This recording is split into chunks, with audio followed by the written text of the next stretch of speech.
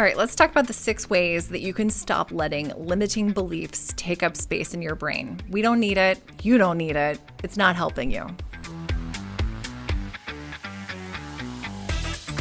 You can think about and read about crushing those limiting beliefs for as long as you want without taking action. When you're done thinking about it and you're ready to start doing, let's talk about 6 action steps that you can take to start getting rid of limiting beliefs. The first one is identify them, name them, write them down. Create a list of your limiting beliefs and choose just one of them. So if making a list feels scary, you could just start by identifying what's one limiting belief. And not everybody knows how to identify a limiting belief. So let's talk about that real quick. What is that limiting belief? It's that tiny voice in your head saying, I can't do that. I don't know enough. I'm not ready yet. I'm not smart enough. I don't have the right degree. I don't have the right experience. I can't, I won't, I am not able to. All of those words that flow through your head from that tiny little voice that is trying to convince you to stay safe and play small, that's a limiting belief. It's something that you believe is holding you back from success. What is it that is holding you back, and what would you like to change? Identify them, write them down. Number 2, the second step that you can take is acknowledge your fears. Say hello to them. Let's be cordial. Get that sheet of paper out, bring out your journal, make a list of all the bad things that you think might happen if you start challenging what you think you know to be true about that belief. Let's give an example. Maybe you're afraid to ask for a raise. Write that down. Make a list of all the bad things that could happen if you ask for a raise. Are you afraid that your boss is gonna dismiss that idea right out of hand? Are you worried that they will fire you for asking for more money? Do you think that asking for a raise makes you ungrateful for the pay that you currently have? Do you fear that they will suddenly realize, oh, we don't need you? Or that you'll hear that you suck at your job, that you don't actually deliver value? What are you afraid of hearing by asking for what it is that you want and need? Those are all really, let's be real, super shitty feelings. I know it sucks to sit with them, but let's write them down so that you can acknowledge them, recognize them for what they are. They are just fearful thoughts, and then we can let them go. We want to address them intentionally. So let's take a third step, which is to challenge your fears. A few years ago, I went to a national conference and I met an amazing human being who delivered a talk about fear and rejection. Josh Zhang said that he feared rejection, but one day he decided he was done letting that fear rule him. He decided that he wasn't going to listen to that voice of fear anymore. And he set out on a pretty crazy journey that he called the 100 Days of Rejection. And you should go look it up. Go find his website, rejectiontherapy.com, and find out more. Watch his videos. He was terrified. When I say terrified, shaking like a leaf, absolutely terrified of the rejection that he expected and anticipated. However, it wasn't exactly how he thought it might go.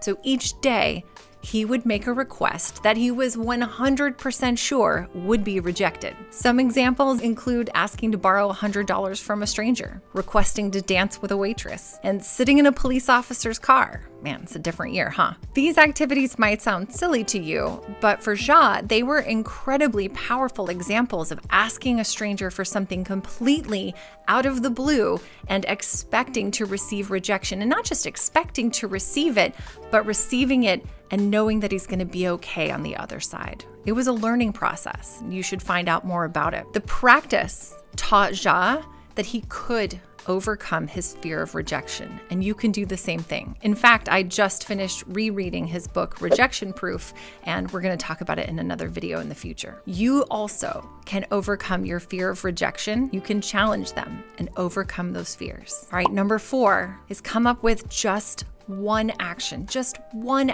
This one's pretty easy. Come up with one thing that you can do to challenge your limiting belief, just one of your limiting beliefs. So we're looking at a list of limiting beliefs and we're selecting one of those and we are coming up with one small thing that we can do to challenge it. If you fear putting yourself out there to make new friends, maybe the one thing you can do is attend a networking event and intentionally connect with or say hi to just one person.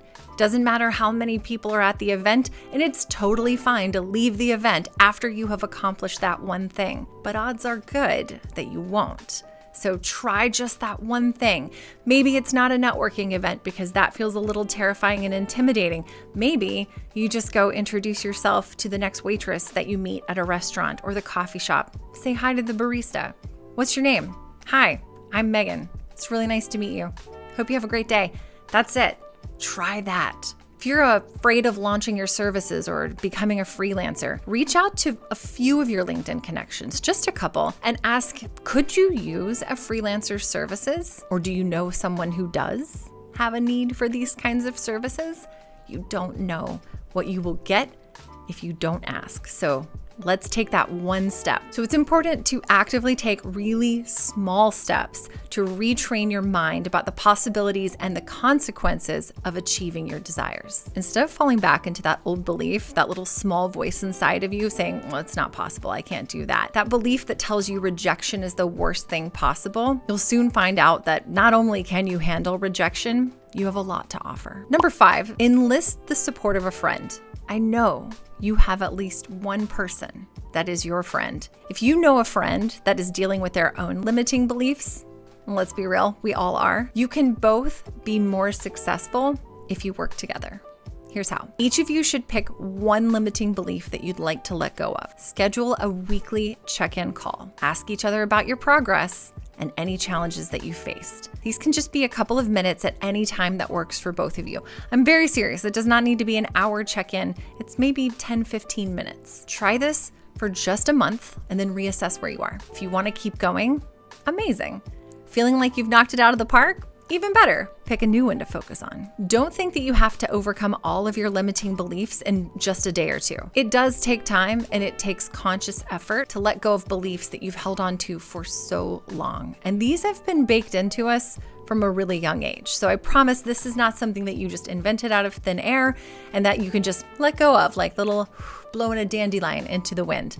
It's not how that works. Be patient, give yourself grace, and keep a positive attitude throughout the entire process. You can do this. And then the 6th thing you can do is keep it top of mind. Here is a daily affirmation that you can write down on a Post-it note and put it on the wall to remind yourself of how you're improving and letting go of what's holding you back. Put your hand on your heart, actually. Every day, I consciously free myself a little more from limiting beliefs.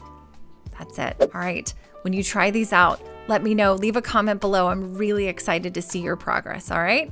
And if you haven't heard from anybody else yet today, I love you and I'm proud of you and you can do this. All right. I'll talk to you later.